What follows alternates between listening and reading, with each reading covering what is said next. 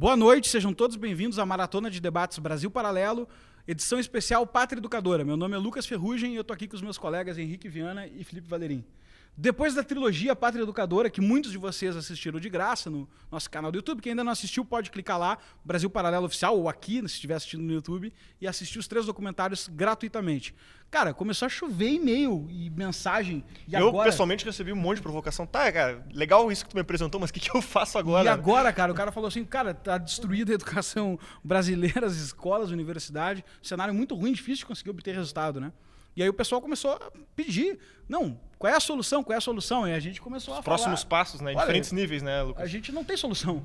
E aí, bom, vamos... Tá, mas não tem solução... Vamos dividir o problema, então. Não resolve, né? Vamos tentar entender o que está acontecendo e vamos começar a debater essa pauta e entender quais são os caminhos, pelo menos, que a gente tem para isso, né? E aí a gente tentando mais ou menos separar ali, viu que a coisa é mais ou menos dividida em 3 níveis. Tem as pessoas que estão com as preocupações pessoais, individuais, de como é que eu melhoro a minha educação. Como recupero o tempo perdido, né? Como é que eu faço, cara, a partir de agora para melhorar a minha capacidade pessoal, que viu a parte do analfabetismo funcional no final do 3 ficou muito preocupado. Realmente é uma mensagem importante e de difícil assimilação, né, cara? É difícil mesmo. Então, a gente percebeu que tem esse nível pessoal do problema. O segundo nível é o nível familiar. Muitos pais assistindo falando assim, cara, como é que eu faço para blindar o meu filho desses problemas todos? Como é que eu faço para proteger ele ou para melhorar a qualidade educacional, não deixar ele ser vítima desses péssimos índices? E agora, eu alfabetizo meu filho em casa, o que eu faço? Como é que faz esse negócio em casa? Não tem como ser em casa, tem que ser na escola, mas como é que eu dou suporte para a escola? Como é que eu participo e tal? Então esse era um segundo nível, que era o nível do núcleo familiar.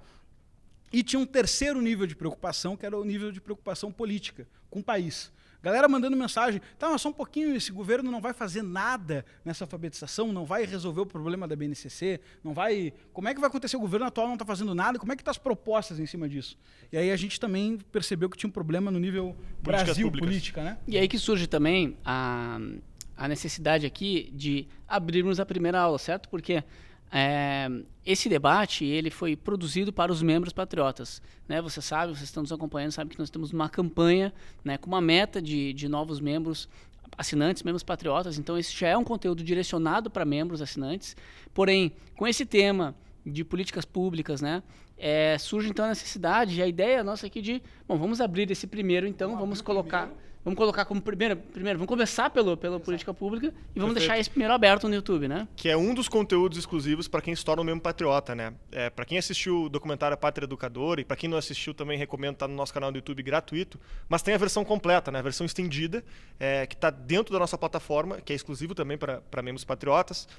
Tem o material complementar, a bibliografia, tem um mapa para se situar nisso tudo que a gente falou, tem todas as entrevistas, né? Tudo que você viu ali, trechinhos de alguma pessoa falando, um entrevistado falando. Na verdade, tem às vezes 1, 2, 3 horas de aula aprofundando aqueles temas. Então, tudo isso está organizado na nossa plataforma. Então, para quem se torna membro patriota, para quem não sabe, o custo de R$10 mensais, né? A partir de R$10 você já se torna um membro patriota. Depois você tem outras opções também lá dentro da plataforma, para você conferir, ter acesso à continuidade desse debate e todo esse material exclusivo que a gente está comentando. Então a continuidade do debate vai se dar assim, só para a gente organizar, né? Então o primeiro vai ser... Hoje a gente fala de políticas públicas aberto para todo mundo.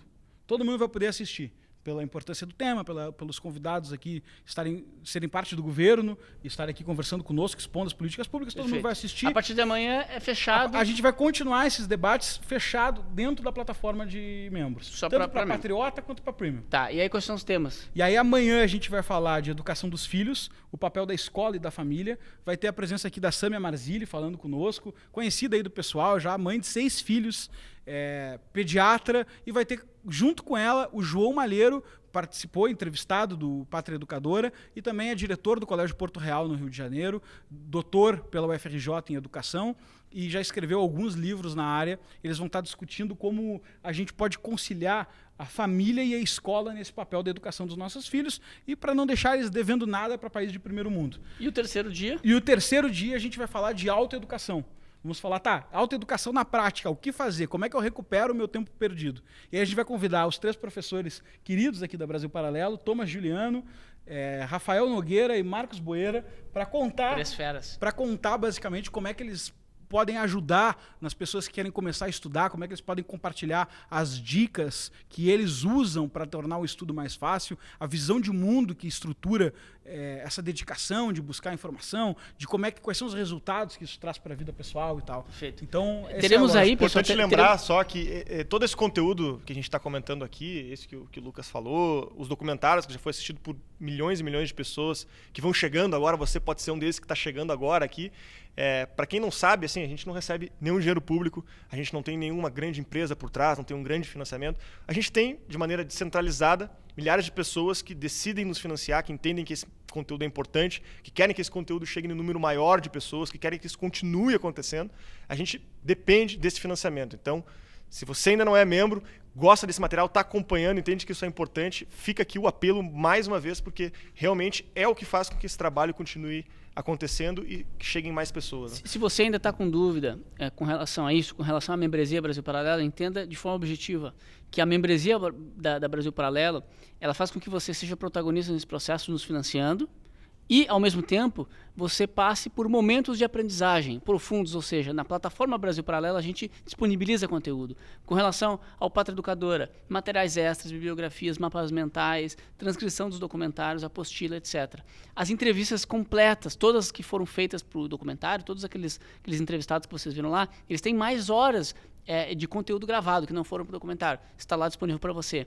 E ainda assim, para membros Premium, que é um plano mais completo, nós temos uma formação completa inteira lá da Brasil Paralelo, com cursos e cursos e cursos. Então, esses dois elementos, o aprofundamento da aprendizagem e o financiamento da Brasil Paralelo, constitui a membresia Brasil Paralelo. E o nosso convite para que você se torne membro. Essa descentralização do financiamento, de vocês estarem financiando a Brasil Paralelo, com mensalidades a partir de R$10, é o que garante a nossa independência editorial. Porque não é uma grande empresa pagando a conta através de patrocínio, não é o governo, nunca pagou nenhum centavo da nossa conta aqui, não vai pagar, não está pagando.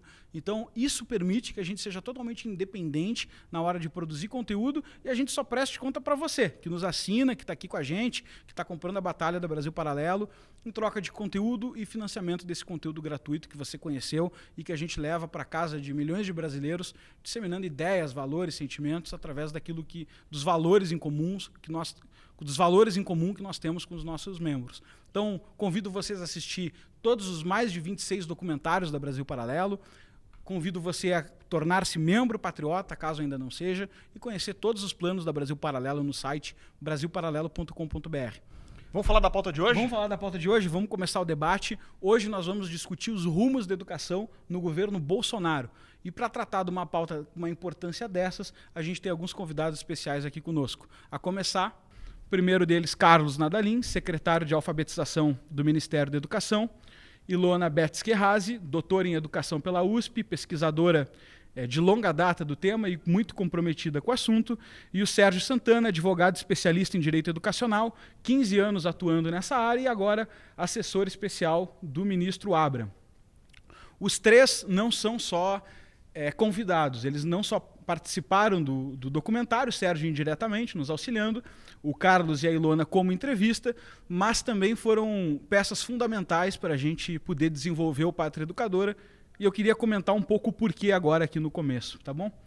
O Sérgio, nós conhecemos lá no começo, quando essa ideia surgiu, ele nos recebeu no Ministério da Educação, e sem ele nós não teríamos, imagina, né? O Ministério da Educação a gente não é de dentro do governo, a gente não a gente não tem acesso a essas coisas, né? Alguém lá de dentro tem que nos dar acesso a isso. E quem nos deu acesso foi o Sérgio. Nos apresentou várias pessoas, nos apresentou várias informações, permitiu entrevistas lá dentro, permitiu filmagens, gravações dentro do Ministério. Então, obrigado, Sérgio, foi uma peça fundamental aí para a gente poder desenvolver esse trabalho. O Carlos Nadalim nós conhecemos justamente num desses acessos que a gente teve lá no Ministério da Educação para filmar, para conhecer melhor e tudo mais. E ele nos recebeu na Secretaria de Alfabetização num tom um pouco provocante, tu lembra? A gente vinha comentando aqui que foi um divisor de águas aqui no decorrer do projeto, porque a gente foi para Brasília para gravar alguns takes de dentro do Ministério, enfim, filmar alguns documentos. E casualmente a gente acabou encontrando com o Nadalim em uma sala. E ele começou a nos provocar um monte sobre o que a gente ia abordar, etc. E a gente no início não tinha entendido se ele estava bravo com alguma coisa, se era alguma implicância. Mas no fim foi muito produtivo, porque depois dessas provocações todas que ele fez, a gente voltou para São Paulo aqui, fez quase que uma revolução aqui no escritório. E a partir daí abriu um leque de assuntos que a gente até então não ia abordar no documentário, que deu base aí para praticamente boa parte do capítulo 3 que vocês assistiram. Então, entrevistados, documentos, informações, perspectivas para abordar o tema, enfim, uma série de coisas aí que foram fundamentais aí para. Foi um mar de pesquisa. Depois a gente ficou em contato com o Nadalim e ele ficava toda hora, parecia que ele estava trabalhando dentro da equipe, porque ele ficava toda hora mandando pesquisa, informação, livro, recomendação. Então, cara, muito obrigado. A gente já conhecia o seu trabalho de longa data. O Nadalim é autor do projeto Como Educar Seus Filhos, que ficou bastante conhecido na internet pela sua autoridade em educação domiciliar, e já trabalha com esse tema desde muito tempo e é um grande conhecido do nosso público já pela sua autoridade. E uma das pessoas que ele nos apresentou foi a Ilona Betts-Kerrazi, uma especialista, doutora em educação pela USP, tem longa trajetória executiva também lidando com a educação brasileira. E o Nadalim, quando falou o nome dela, falou assim: essa aqui vocês não podem deixar de entrevistar. Ela estava envolvida com a experiência de Sobral, que é tão citada, ela tem muita pesquisa sobre isso, ela tem feito um trabalho excelente, tem uma carreira que não pode ficar desconhecida nesse debate. E aí eu marquei um café com ela, lembro que eu fui tomar o café na Faria Lima, e ela confirmou algumas das desconfianças que a gente já tinha de o quanto é difícil promover proposta de qualidade na educação brasileira, o quanto é difícil promover esse debate, e também me trouxe um mundo de informações novas. Falei, não, tudo bem, vamos marcar essa entrevista. Aí veio aqui e nos deu uma entrevista que foi espinha dorsal no episódio 3 lá, vocês viram ela aparecer várias vezes. Então, muito obrigado, Ilona, pela contribuição. Esclareceu dúvidas de forma informal também. Então, a gente fica muito contente em ter essas 3 pessoas aqui para debater propostas conosco, que foram tão fundamentais no desenvolvimento do trabalho que vocês enxergaram aí no Trilogia. Tá? E eu queria começar já com uma questão que, quando a gente descobriu, foi uma polêmica no sentido de como é que a gente enxerga essa questão, né? Porque a gente está acostumado a defender os valores em si, por exemplo, liberdade, e costuma dizer que é ruim centralizar o poder na mão do Estado e tudo aquilo que vocês já sabem. Mas quando a gente sentou para tomar o café com a Ilona, ela começou a nos contar da escassez de experiências bem-sucedidas na área da educação que não tivessem um currículo nacional. E claro, a gente não aceitou de pronto, a gente começou a questionar isso, pesquisar, interpretar e tal. E eu acho que ninguém melhor do que a Ilona para me contar um pouco dessa importância e introduzir o assunto, porque hoje a gente vai falar dos rumos da educação no governo. E eu queria que você, Ilona, trouxesse um pouco da sua experiência com currículos nacional e me respondesse se eles são uma boa prática de gestão, como é que você enxerga essa questão, etc. Olha, bom, obrigada pelo convite mais uma vez. Eu posso falar, como vocês sabem, apenas ainda como a minha experiência anterior, né? Nem tomei posse, muito menos pé das coisas que estão acontecendo na SEB, né? Mas eu acho muito importante as pessoas compreenderem a centralidade do currículo numa política educacional. É como qualquer parâmetro, né? Em qualquer área você tem parâmetros técnicos, sei lá, como um termômetro tem que funcionar, como um extintor tem que, né? Quais são as características? O currículo é isso para a educação. Então você tem que dizer o que o aluno do primeiro ano tem que aprender, né? Isso tem que estar claro. Isso não há como escapar, né? Como é que você monta uma estrutura e gasta bilhões em infraestrutura escolar, né? Teto, biblioteca, chão, bebedor, cozinha, merendeira, biblioteca, mesa, tudo, professor, coordenador, pedagogo, não sei o quê, e você não sabe o que está fazendo ali. Todo mundo tem que estar, como qualquer empresa, né, qualquer instituição, você tem que saber o que é que eu vim aqui fazer hoje, dia 15 de abril, o que eu estou fazendo aqui, né? Eu vim aqui ensinar o aluno de primeiro ano a ler e compreender frases, palavras, né, e textos, e com uma medida de fluência tal, né? Esse parâmetro, se ele não tiver claro para todas as pessoas envolvidas na educação, inclusive pais e os próprios alunos, né? Eu posso voltar nessa explicação mais tarde, você vai jogar dinheiro pela janela. Esse é que é o problema, né? Então, você regula todo o processo de formação docente, todo o processo de produção de livro didático, todos os processos de alfabetização, quer dizer, fica tudo amarrado na mesma direção, sem que as pessoas estejam batendo cabeça e queimando dinheiro do pagador de impostos, que essa é a questão central. Por que o currículo é tão importante? E num país do tamanho do Brasil, ele precisa ser nacional, porque senão a gente vai ter, como tinha nos Estados Unidos, né? Os Estados Unidos está tentando resolver isso, que é tão federalista, que você tem um estado feito em Massachusetts, que tem um desempenho super alto dos alunos, e o Alabama, que é super baixo, né? A gente não quer isso no Brasil, a gente quer todo brasileiro ter direito a aprender a mesma coisa. Então, por isso que é necessário você ter um currículo nacional. Agora, é o problema da centralização. Se você errar a mão, você erra a mão nacionalmente, né? E esse é o caso, na minha opinião, que foi o que aconteceu na Base Nacional Comum Curricular. Inclusive, eu percebi que o estado do Ceará, que tinha, antes do advento da base, um currículo para o ensino fundamental, que foi trocado para uma versão piorada, né? E com esse blá blá blá blá romântico pedagógico. Eu acho isso lamentável, né? Já é uma influência negativa da Base Nacional Comum Curricular. Isso eu queria complementar, Ilona. Como é que você enxergou esse desenvolvimento da base? Você desenvolveu uma pesquisa comparando modelos educacionais, né, currículos.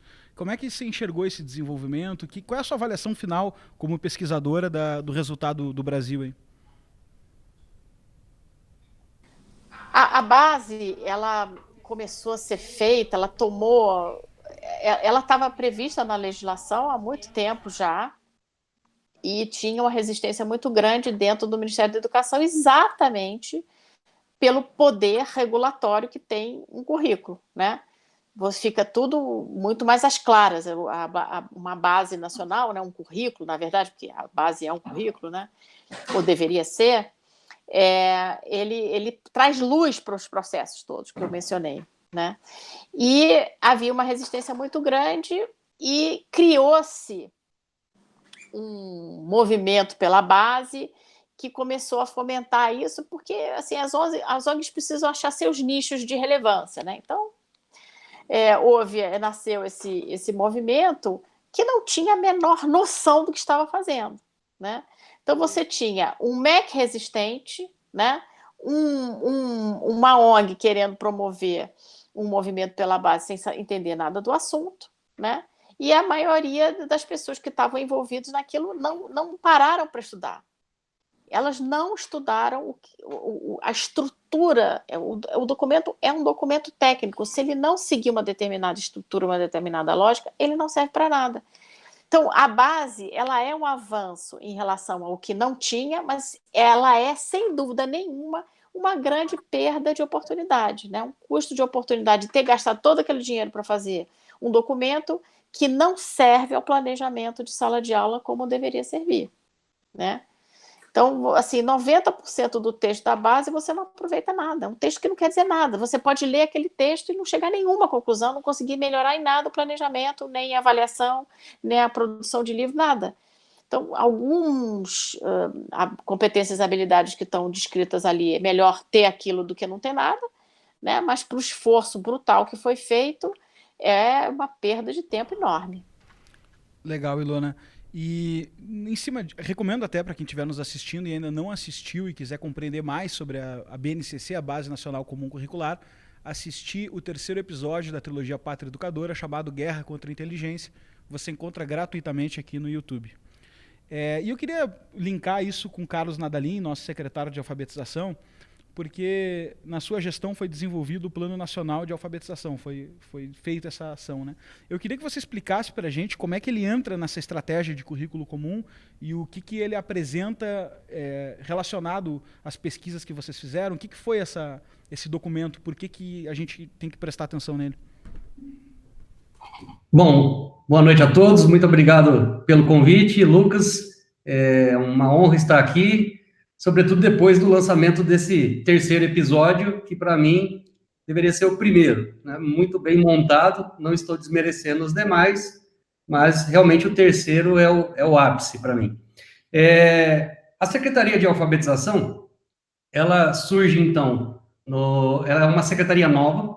O governo Bolsonaro atribui status de secretaria à alfabetização, levando em consideração a importância do ensino e aprendizagem da leitura e da escrita. Então, nós sabemos que na educação tudo começa pelo ensino da leitura e da escrita. Primeiro as crianças aprendem a ler, para depois ler para aprender. Então, hoje há debates deslocados, né?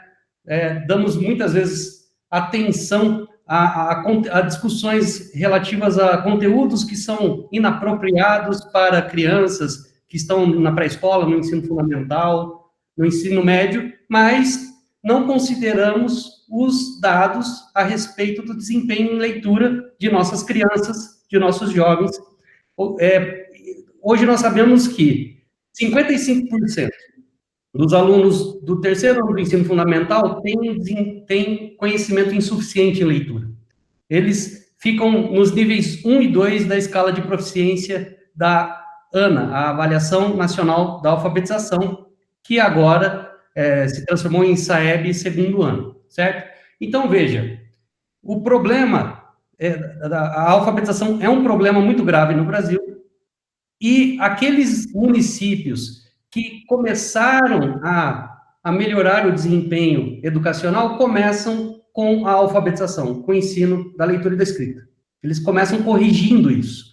Então, levando em consideração uma série de dados, o Ministério da Educação cria a Secretaria de Alfabetização. Eu fui convidado, né, para assumir a pasta, e, ao receber o convite, minha primeira preocupação foi a de criar uma diretoria de alfabetização baseada em evidência, porque eu sabia que as pesquisas científicas as evidências seriam fundamentais na construção de políticas públicas eficazes, certo? Então, o Ministério recebe uma missão que era de apresentar uma política nacional de alfabetização, né, nos 100 primeiros dias de governo, né? Então, o MEC dá prioridade à alfabetização, e nós, num grupo de trabalho dentro do MEC, começamos, então, discussões, debates, para elaborarmos a Política Nacional de Alfabetização, que foi lançada no dia 11 de abril de 2019. Né? Não sei se vocês acompanharam as polêmicas, né, em torno da política, tentativas de sabotagem, enfim, nós sofremos bastante nos 3 primeiros meses para que essa política fosse lançada, ok? Muito bem, o que nós levamos em consideração para lançarmos a Política Nacional de Alfabetização? Uma série de documentos que eu quero apresentar aqui a todos. O primeiro documento foi este aqui, Alfabetização Infantil, os Novos Caminhos. A primeira versão é de 2003, esta é de 2007, e em 2019, por ocasião do lançamento da Conab, ganhou a terceira versão, tá? Esse documento. O que é esse documento? A Comissão de Educação e Cultura da Câmara convoca especialistas, né, nacionais e estrangeiros para que eles apresentassem o estado da arte da alfabetização, né, e analisassem demonstrassem o porquê do Brasil ter um baixo desempenho no ensino de leitura e escrita. Então, este documento foi simplesmente ignorado nos últimos anos pelos últimos governos, certo? Aqui, nesta versão, né, na introdução, uma coisa interessante. O ex-ministro da Educação, Fernando Haddad, ele chama a atenção da sociedade, dos acadêmicos, para que todos voltem a considerar os dados que estão, as informações que estão neste documento, ok? Mas isso só ficou no papel. Bom, em 2006, o Estado do Ceará, isso aqui eu devo à Ilona, foi uma indicação da Ilona no ano passado, publicou este documento aqui, certo? Isso em 2006. Relatório final do Comitê Cearense para a eliminação do analfabetismo escolar, tá? O que eu quero destacar aqui? Em um dos capítulos, aparece resumo interessante, ok? E aqui eles dizem o seguinte, né? O Painel Nacional de Leitura, que é um documento americano, que foi publicado em 2000, National Reading Panel, vocês citaram no documentário, né, de que falamos acima, propõe uma conclusão muito interessante sobre o que é mais importante na aprendizagem da leitura. Seus pesquisadores concluíram que os 5 componentes essenciais da alfabetização são os seguintes: consciência fonológica, princípio alfabético, fluência textual, vocabulário e compreensão. Agora, chama a atenção dos senhores para o último parágrafo aqui. Esses componentes são a base para o currículo no tocante à aprendizagem inicial da leitura. Uma licenciatura que se preze tem que ter uma disciplina para cada um desses componentes da alfabetização. Cursos de pedagogia que formam um magistério nas classes iniciais sem o estudo competente desses componentes não podem continuar a existir, certo? Esses componentes, então, são extraídos do National Reading Panel, são replicados no documento da Câmara, depois eles aparecem novamente no documento da Academia Brasileira de Ciências, Aprendizagem Infantil, publicado em 2011, tá? É uma abordagem da neurociência, economia e psicologia cognitiva. E, na cidade considerada a capital da alfabetização, né, o que aconteceu lá? Eles elaboraram um currículo, já que estamos falando de currículo. E a Ilona participou da elaboração desse currículo, que é o currículo de língua portuguesa Sobral. Vejam, aqui o currículo é de 2016. O que nós encontramos aqui no sumário? Esses componentes: consciência fonêmica, fluência em leitura oral, etc. Tá certo? Então, em 2019, o governo Bolsonaro decide transformar isso numa política de Estado. Por quê? Na Política Nacional de Alfabetização, nós consideramos, né, 6 componentes como essenciais para a aprendizagem da leitura, para a alfabetização: a consciência fonêmica, a instrução fônica sistemática, a fluência em leitura oral, desenvolvimento do vocabulário, a produção de escrita e o componente relativo às estratégias de compreensão. Nós adicionamos um 6º componente, que é a produção de escrita, né? Então, são os 5 extraídos do National Reading Panel e mais esse 6º, ok? Então, veja, a Política Nacional de Alfabetização, ela leva em consideração os dados desses documentos, desses relatórios e de outras pesquisas, de outros currículos. Então, nós lançamos a política é uma espécie de bússola que orienta as ações do Ministério da Educação no tocante à alfabetização, à literacia e à numeracia. Então, a partir do lançamento dessa política, o Ministério começa as ações de implementação da política. E quero chamar a atenção de vocês para a primeira ação que apareceu no 3º episódio, rapidamente, que foi a adesão ao PIRLS. O Brasil, pela primeira vez, vejam, pela primeira vez o Brasil vai participar de um estudo internacional, né, para aferir a capacidade de literacia de leitura dos alunos do 4º ano do ensino fundamental.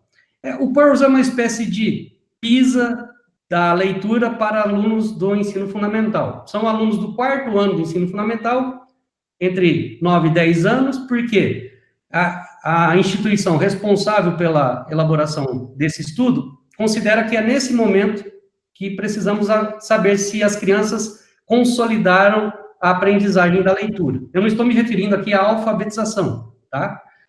No 4º ano eu preciso saber se as crianças sabem ler, porque depois elas terão de usar a leitura como instrumento de aprendizagem, certo? Aquilo que eu falei no início, né? Primeiro a criança aprende a ler para depois ler para aprender, ok? Então, veja, o que este estudo leva em consideração? Uma definição de literacia de leitura.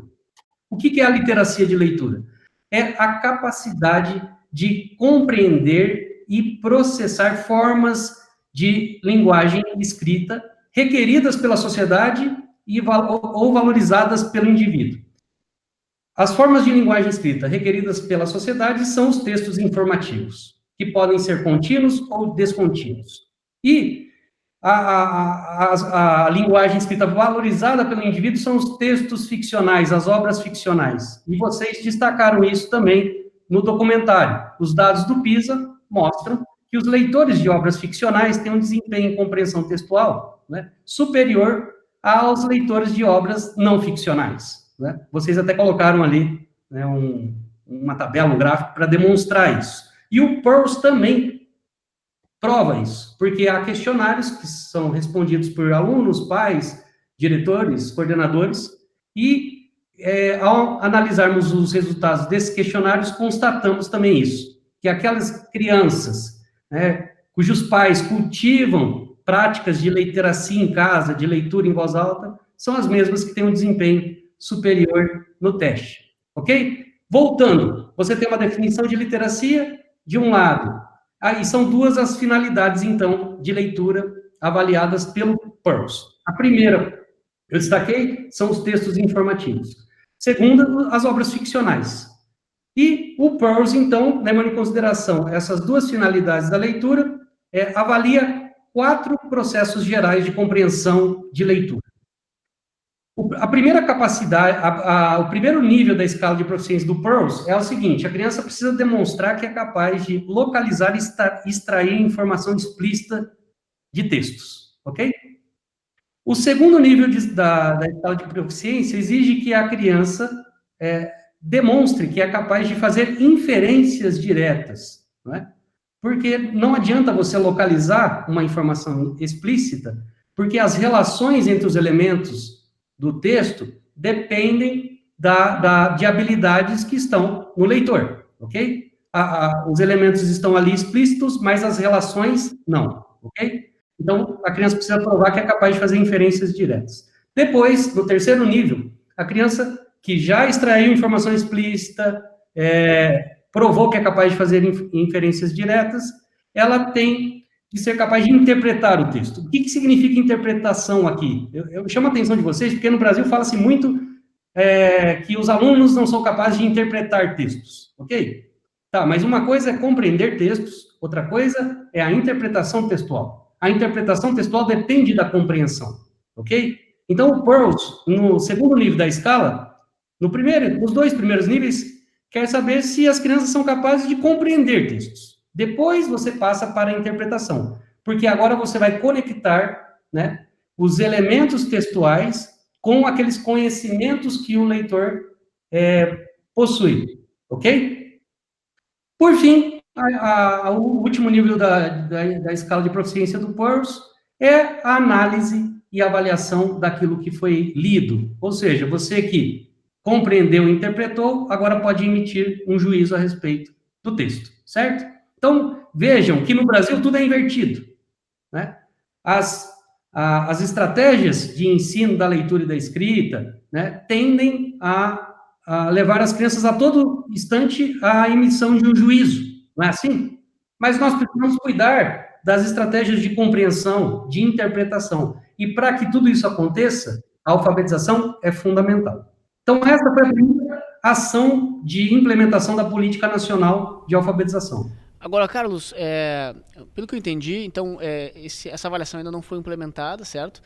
Será? Eu tinha 2 perguntas. Primeiro se existe já um prazo para a implementação disso e qual que é a expectativa em termos de prazo também para a expansão disso, para se avaliar todo o país e a gente ter um dado, vamos dizer assim, satisfatório.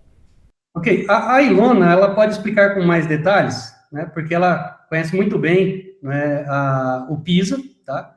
Então, trata-se de uma amostra representativa. Então, por meio dessa amostra, nós vamos chegar, então, à conclusão de qual é o desempenho dos nossos alunos e vamos poder compará-los com de outros países que participam do Pearls. O que é importante destacar aqui é que a Inglaterra, quando submeteu seus alunos ao Pearls, levou em consideração os resultados e reformulou suas políticas educacionais e depois, se não me engano, depois de 5 anos, a Inglaterra conseguiu melhorar seus índices, levando em consideração o diagnóstico dessa avaliação, tá? Desse estudo internacional. Então, o que nós queremos no Ministério da Educação? Nós queremos levar em consideração os critérios internacionais para aferir a capacidade de leitura de nossas crianças. Ilona, você quer complementar? Eu queria complementar, essa escala é muito importante entender a questão da hierarquia, né? Às vezes as pessoas podem ter ouvido falar de altas habilidades, né? Altas de alta ordem, né? Habilidade de compreensão de alta ordem, né? Então, há uma hierarquia de capacidade cognitiva, né? De mobilização cognitiva, e essa hierarquia, para vocês terem uma ideia de como o Brasil está atrasado, né? Ela foi proposta de maneira organizada e que todo mundo, no mundo inteiro da área de educação conhece, em 56, por uma produção liderada por um psicometrista chamado Bloom, né? Então, a escala de Bloom é a taxonomia de Bloom, que é uma taxonomia justamente que organiza essa mobilização cognitiva. A taxonomia até chegou a ser traduzida no Brasil, mas esse livro foi esgotado e nenhuma escola de educação, é raríssimo você ver uma escola de educação, né, de formação de professores no Brasil que conheça a escala de Bloom. Para você ver o atraso, quer dizer, em 56 isso foi formulado, se a base da organização, por exemplo, vou tentar ser bem rápida. Quando você pega um texto, por exemplo, a história da Chapeuzinho Vermelho, tá? Todo mundo conhece essa história. Se você aplica a taxonomia de Bloom para você fazer as perguntas, que é o que o Peirce faz, com um texto muito mais complexo, né? Porque isso aqui é bastante interessante a gente aprender com o PISA, com o Peirce, com o TIMSS, etc. É a complexidade das perguntas que a gente não propõe para os nossos alunos, por isso que eles vão tão mal. Então, você pode perguntar, por exemplo, qual é a cor do gorro da Chapeuzinho Vermelho. Isso é você retirar uma informação explícita do texto, está no título, né? Chapeuzinho Vermelho. Né? Depois você pode fazer uma inferência, que é você perguntar o que a mãe da Chapeuzinho estava fazendo quando chamou a Chapeuzinho, né, para levar a cestinha. Ela só podia estar preparando a cesta, não está escrito no texto, mas antes dela chamar, né, ela preparou uma cestinha, por isso que ela chama a Chapeuzinho. Então você faz uma inferência de acordo com o elemento que está no texto, mas que não é explícito. Né? Depois você pode fazer uma avaliação da personalidade do lobo, né? Quais são as características que você percebe no lobo que você sabe que ele é mau, né? Então, a criança pequenininha vai dizer, porque ele é feio, porque, em geral, os livros para criança pequena tem lá um desenho muito com dentes, com pelo, aquela coisa assim, e você dizer que o lobo é mau porque ele é feio, né? E aí você pode perguntar para a criança se todas as pessoas feias são más, né? Isso é uma reflexão muito mais profunda, que uma criança muito pequena pode sim fazer. Né? Então, quando você fala em espírito crítico, né, você tem que fazer esse caminho todo com textos cada vez mais complexos com as crianças para que elas possam aprender a refletir. E uma pergunta mais, né, de alta ordem seria você fazer com que as crianças pequenas elaborem sobre a maldade ou elaborem sobre as consequências de uma criança desobedecer o seu pai e sua mãe. Né? Então, você vê a riqueza de um texto que é extremamente simples e conhecido de todo mundo, que você extrai pelas perguntas que você faz a respeito desse texto. Essa expertise hierárquica do conhecimento que você tem que mobilizar do aluno, ela é praticamente desconhecida no Brasil. E ela tem uma origem, que é os professores brasileiros não estudarem referências como a taxonomia de Bloom, que, como eu disse, é de 1956. Então, os professores brasileiros foram suprimidos, né? Assim, essa reflexão toda que o mundo está fazendo, e obviamente essa é uma produção inicial, há uma série de outras produções em cima dela, porque simplesmente é uma grande, falando um português bem chulo, carne de vaca. Todo mundo conhece essas referências, todo mundo usa, então há uma linguagem comum. E é essa linguagem comum que deveria estar contida no nosso currículo e não está. Porque se você tivesse usado a hierarquia, né, de mobilização cognitiva explícita, porque uma das definições, né, da taxonomia de Bloom é que é observável. Então, o aluno, quando você fala compreende, como que você sabe que ele compreendeu? Então, ele tem que demonstrar compreensão por meio de respostas objetivas às perguntas que você faz. Esta maneira de elencar e explicitar as competências e habilidades foi muito mal usada na base, e porque você tinha pessoas, principalmente nas primeiras versões da base, que simplesmente se negavam a usar a taxonomia de Bloom como referência. né? Tem a maioria desconhecia e uma boa parte que conhecia, que já tinha ouvido falar, mas que provavelmente não é possível uma pessoa que tenha lido a taxonomia de Bloom, por exemplo, eu estou dando esse exemplo porque ele é gritante, e que possa dizer, porque não dá para usar, né? É porque ela não leu e quer ficar longe e sabe do poder preditivo, né, e do poder descritivo da habilidade de um aluno e da habilidade do professor desse aluno também, quando você usa esse tipo de critério objetivo para produzir material de ensino e para fazer avaliação, né? Então, isso é um exemplo muito importante de como as coisas estão relacionadas. Você não permitir que o professor tenha acesso ao que todo mundo tem no mundo em termos de referência técnica, né? E, obviamente, como você não tem essa referência, o currículo não pode refletir essa referência. Obrigado pela explicação. Eu queria até levantar uma questão para todos vocês, mas também chamar o Sérgio na conversa aí, para colocar a seguinte questão, né? Vocês estão falando do Plano Nacional de Alfabetização, dos problemas da alfabetização, também da adesão ao PIRLS e a importância disso. E na produção do documentário, uma das coisas que nos chocou tremendamente é a falta de debate público sério a respeito desses temas. E para não fazer injustiça agora, enquanto vocês falavam, eu procurei aqui no Google, coisa que todo mundo em casa pode fazer. Brasil, PIRLS, um do lado do outro, para ver se a gente tinha notícia, se a gente tinha entrevista com o Ministério da Educação, alguma coisa assim, né? E a gente tem o próprio MEC tendo que divulgar só, e a Gazeta do Povo fez uma matéria, depois a gente desce aqui, não tem mais nada, sabe? Então eu queria saber como é que vocês enxergam essa... Eu pergunto para geral para vocês aí, mas como é que vocês enxergam essa falta de repercussão pública no espaço de debate? Só um ponto. A Ilona, ela fez um programa só sobre a adesão do Brasil ao PIRLS. Na CBN, na época, a Ilona trabalhava na missão, o programa era Missão Aluno, certo, Ilona? Mas, Lucas, você tocou num ponto extremamente relevante, na realidade. Não é só a respeito do PIRLS, é a respeito de tudo que vocês ouviram aí. O governo Jair Bolsonaro faz um trabalho, como muito bem colocou o Nadalim, baseado em evidências científicas, e só o que se vê na mídia, na imprensa, nós somos acusados de trabalharmos com ideologia.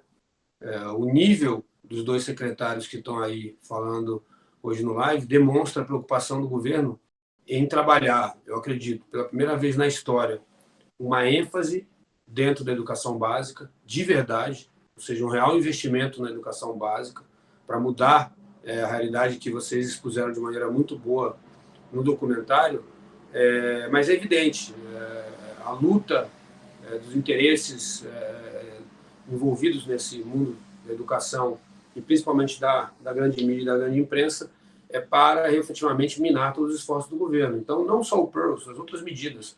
O projeto da Nadalim é um projeto belo, é um projeto não só baseado em evidências científicas, mas que resgata a presença da família no seio da educação, na prática educacional, que resgata o conceito de família como um ambiente onde as pessoas se unem, essa relação pai, mãe e filho, dentro do processo educacional, que é algo que foi abandonado ao longo da história, e absolutamente o que se vê é uma completa ausência da divulgação desse trabalho nos veículos de comunicação tradicional, né? Então, o esforço, e aproveito para parabenizar o Brasil Paralelo pelo trabalho que fez, ao desnudar essa realidade do sistema educacional brasileiro, e agradecer, porque essa divulgação e essa informação chegando à população brasileira é possível de fica claro para todo mundo o trabalho que vem sendo feito, né? Então, agora, Sérgio, essa, né? Quais são aí os possíveis desafios para a continuidade desse trabalho? Olha, o desafio do Ministério da Educação é difícil falar o que não é um desafio, né? Quando a gestão do ministro Abraham se iniciou, para vocês terem uma ideia, o Ministério da Educação não tinha um fluxo de processos. Eu sou advogado, qualquer corporação, por minimamente organizada que seja, e recebe um processo judicial, uma notificação do Ministério Público, você tem um início, meio e fim do trâmite desse procedimento dentro dessa corporação para que ela seja respondida. No Ministério não havia sequer uma portaria fazendo uma previsão disso. A gente não tinha uma portaria que falasse, por exemplo, da ação da corregedoria, da controladoria, dos órgãos de controle em geral. Tivemos que criar os mínimos níveis de organização não existiam. As secretarias não trabalhavam de maneira coordenada. Efetivamente, o que a gente recebeu em nossas mãos foi um caos. O Nadalim é testemunha e viveu todo esse processo, né? Desde que nós chegamos no Ministério da Educação, a gente veio fazendo um trabalho silencioso e, obviamente, não observável para quem está de fora, de primeiro organizar a corporação, organizar os elementos mínimos de gestão para que o Ministério possa funcionar. Vários dos programas já existentes em governos anteriores que estavam parados ou truncados, nós demos andamento, foi feito um trabalho pela Secretaria Executiva também primoroso de organização, muito eficiente. E esse é o nosso lema interno, na realidade, mais gestão, menos marketing. A gente vai começar, obviamente, a divulgar um pouco o trabalho que a gente vem realizando para que a população possa ter consciência disso. Mas a nossa proposta foi, efetivamente, inicialmente, organizar, colocar a casa em ordem, tornar aquilo que estava um caos funcional. Porque sem isso, nós não conseguiríamos atingir nenhum tipo de objetivo positivo, né? Em relação aos temas que foram tratados antes, queria só contribuir. A Ilona falou de quando a base foi citada, né? A LDB de 1996, né? Então, nós convivemos durante todos esses anos sem essa BNCC, que hoje é defendida por muitos como se fosse essencial, né? Se a educação dependesse disso. E complementando também um outro ponto que ela colocou, qualquer organização, por minimamente também estruturada que seja, precisa de uma linha mestra, precisa de nortes, né? Esse currículo mínimo, esse currículo central, dentro da realidade brasileira, é simplesmente impossível de se pensar em trabalhar sem ele. A gente tem que lembrar que profissionais do nível da Ilona, do nível da Nadalim e tantos outros que são capazes e necessários para criar currículos como esse, são profissionais que já possuem estudos de longa data, experiência com educação. As prefeituras no Brasil, muitas vezes, têm orçamentos diminutos, orçamentos que não são capazes de realizar o pagamento, a contratação de professores para as creches que o governo federal constrói. É um problema normal, é comum no Brasil o governo federal investir milhões, construir creches e o prefeito não conseguir, não ter orçamento para contratar professor. Quem dirá contratar profissionais gabaritados para criar um currículo mínimo? Então, é uma questão de estrutura organizacional, de se poder colocar em pé um sistema educacional em nível nacional em um país continental como o Brasil. O problema da BNCC, obviamente, Nadalim e Ilona podem falar com mais propriedade disso, não é a existência da BNCC em si. Se fosse uma base nacional curricular mais atada à realidade, objetiva, com metas como eles colocaram, como existe no resto do mundo, ela poderia ser produtiva. O grande problema dela é que ela na minha opinião, inaplicável. E ela, de maneira extremamente ambiciosa, visa cobrir absolutamente todos os níveis daquilo que ela se propõe a determinar e, com um grau de preparo de estrutura que nós temos no Brasil, isso se torna impossível de atingir.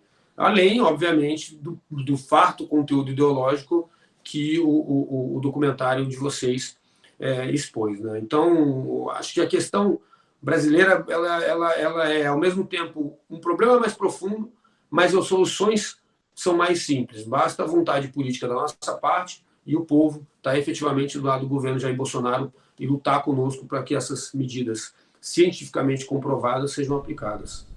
Só queria amarrar nessa questão da desatenção da mídia.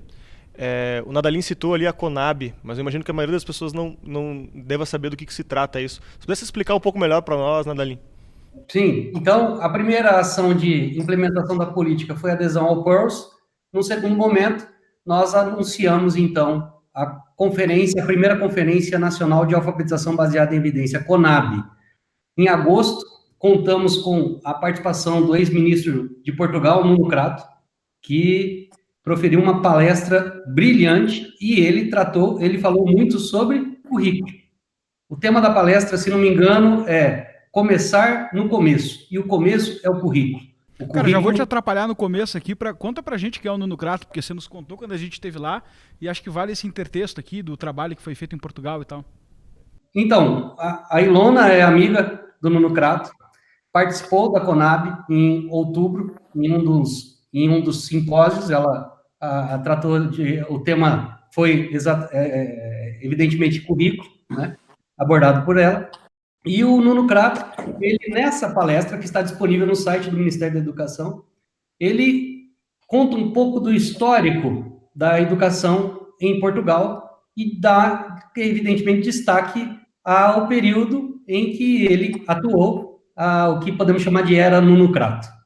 E, primeiro, ele destaca que houve, por parte da gestão dele, um combate aos romantismos pedagógicos. E eu quero chamar a atenção de todos a essa expressão, que, se não me engano, ele num dos livros, né, aborda com muita propriedade. E no Brasil nós temos os romantismos pedagógicos, tanto, né, do lado da extrema esquerda, mas também no âmbito da direita. Quando você começa a trabalhar no MEC e entende os fluxos, os processos de construção de uma política pública, não dá para tolerar, não dá para escutar certas conversas que você sabe que não são passíveis de serem convertidas em uma política de Estado. Não é? Então, nós precisamos afastar das evidências anedóticas, aquilo que funcionou na sua casa, com o seu filho, né, das evidências científicas, porque essas, sim, são passíveis de uma conversão em política pública. Então, o nunocrato, ele mostra que em 5 anos, né, ele conseguiu, por meio da elaboração de programas e metas curriculares, tá? Vocês, inclusive, mostraram páginas de um desses documentos, que é o currículo de língua portuguesa, né, de Portugal, em que você tem os domínios, né, o que as crianças devem aprender em cada ano, e depois as metas, o que se espera no fim de cada ano. E é por meio dos programas e das metas que os materiais didáticos são elaborados em Portugal. Eu trouxe vários desses materiais, né? E os testes, as avaliações são feitas. Então, veja a importância da elaboração de um programa estruturado, de um currículo estruturado. Ele diz que o currículo tem que ser sequencial, né, estruturado e exigente, com metas claras e exigentes. Então, em 5 anos, por meio dessas ações, o nunocrato ele consegue superar a Finlândia, né, em matemática, numa avaliação similar ao PIRLS, o TIMSS, né? Então, ele fala um pouco sobre isso. E, veja, na época de nunocrato, Portugal estava em recessão, cortes salariais, e ele conseguiu, com poucos recursos, apostando as fichas na elaboração de um currículo estruturado, né, melhorar os índices educacionais de Portugal, ok? Então, ele abre a Conab, e depois, em outubro, durante 4 dias, vários pesquisadores, especialistas nacionais e estrangeiros debatem assuntos relacionados à alfabetização, à numeracia, à literacia e também abordam temas transversais. Já estão disponíveis no site do Ministério da Educação os simpósios da Conab, né? Se não me engano, são 10 simpósios, e o lançamento da Conab e a palestra do nunocrato. Só quero destacar uma coisa aqui, que foi dita pelo nunocrato no lançamento da Conab. Ele falou que tinha acabado de escrever um prefácio, uma introdução para um livro, e nesse prefácio ele destacou que Portugal era o único país que tinha incorporado as ciências cognitivas, né, numa política de Estado, num decreto. Eu não me lembro exatamente o documento que ele mencionou. Ele fala, pois bem, agora estou diante de outro país que segue o mesmo caminho. E elogia a Política Nacional de Alfabetização. Isso foi em agosto do ano passado. Isso foi destacado pela imprensa? Não. O lançamento da Conab foi destacado? Não. O que é a Conab? É uma tentativa de imitar aqueles países, né, que elaboraram programas, currículos estruturados. Isso aconteceu na França, em Portugal e em tantos outros países. Então, essa foi a segunda ação de implementação da política. Tá? A terceira ação, na verdade não foi uma ação, mas o primeiro programa decorrente da política é o programa Conta Pra Mim, um programa de práticas de literacia familiar. Não é? Por meio desse programa, o Ministério da Educação começa a sensibilizar as famílias brasileiras sobre a importância de promovermos em casa, não é, interações verbais de qualidade. Nós precisamos melhorar a qualidade de interação verbal com crianças pequenas. Como diz um autor que, inclusive, participou da elaboração do currículo de língua portuguesa em Portugal, o José Moraes. Neste livro, ele destaca que a aprendizagem da leitura começa em casa, na creche e na pré-escola, levando em consideração uma série de pesquisas que demonstram que aqueles pais que, por exemplo, cultivam o hábito de ler em voz alta para os seus filhos, essas famílias acabam levando os seus filhos a atingirem um nível de linguagem, né, muito superior ao das demais crianças, aos 4 anos, e aos 6, essas crianças aprendem a ler com mais facilidade. Tá? Então, reconstruindo aqui o que ele diz o seguinte: crianças que aos 2 anos se beneficiam da prática da leitura partilhada, da leitura dialogada, né, aos 4 atingem um nível mais elevado de linguagem e aos 6 anos aprendem a ler com mais facilidade. Então, são várias as pesquisas nessa linha. Tá? É por isso que a política destaca que a alfabetização deve ser priorizada no primeiro ano. E a política também diz que as crianças precisam ser preparadas para a alfabetização formal, por meio de práticas de literacia familiar e literacia emergente. A família exerce, sim, um papel importante no processo de alfabetização. Mesmo aqueles pais analfabetos, eles podem receber, sim, treinamento, orientações para melhorar a qualidade de interação verbal com as crianças. Quando falamos de literacia familiar, logo vem à mente a prática da leitura em voz alta, a leitura em voz alta feita pelo pai aos filhos, né, pelos pais aos filhos. Mas essa é uma das estratégias. No Guia de Literacia Familiar do MEC, vocês encontram orientações e dicas muito práticas, tudo, é claro, respaldado por evidências científicas, sobre estratégias de interação verbal, leitura dialogada, contatos com a escrita, né, motivação, atividades diversas que os pais podem utilizar para promover o desenvolvimento linguístico das crianças, e outra prática da qual não me recordo agora. São 6 as práticas de literacia familiar. E além desse guia, no site do Ministério da Educação, há também uma série de 40 vídeos, né, explicitando todas essas dicas, essas orientações que aparecem no guia Conta Pra Mim. Então, esse foi o primeiro programa lançado pelo governo. É o primeiro programa decorrente da Política Nacional de Alfabetização. Ele tem vários eixos, eu não vou destacá-los aqui. Estou chamando a atenção ao guia e aos vídeos porque nós estamos num período, né, vivenciando um período no qual os pais estão com os filhos em casa. E vários secretários municipais estão recomendando os conteúdos do Ministério da Educação, do programa Conta Pra Mim, para essas famílias. Então, faço um apelo aqui a todos para que conheçam esses conteúdos que estão disponíveis gratuitamente no site do Ministério da Educação. Bom, depois disso, nós lançamos, então, o programa mais esperado, que era o programa de alfabetização escolar, o programa Tempo de Aprender. Um programa que tem como público-alvo professores do último ano da pré-escola e dos 2 primeiros anos do ensino fundamental. Ou seja, estamos aqui diante de profissionais que lidam com crianças entre 5 e 6, 7 anos. 7, 8 anos, perdão. Ok? Porque nós sabemos que aquelas crianças que fracassam na aprendizagem da leitura no primeiro ano, como vocês destacaram no documentário, 90% daquelas crianças que não aprendem a ler, né, do modo esperado, ao seu nível de escolaridade, né, tendem a continuar com dificuldades em leitura no 3º e 4º anos do ensino fundamental. E 70%, como vocês destacaram, 75%, perdão, né, tem sucesso escolar. E isso os dados do censo demonstram, tá? As avaliações nacionais e os dados do PISA, né? Veja, 50% de nossos jovens de entre 15 e 16 anos, né, foram classificados, estão no nível 1 ou abaixo do nível 1 da escala de proficiência do PISA em leitura, que vai de 1 a 6, certo? Isso é consequência do quê? Esses resultados deitam raízes lá na pré-escola.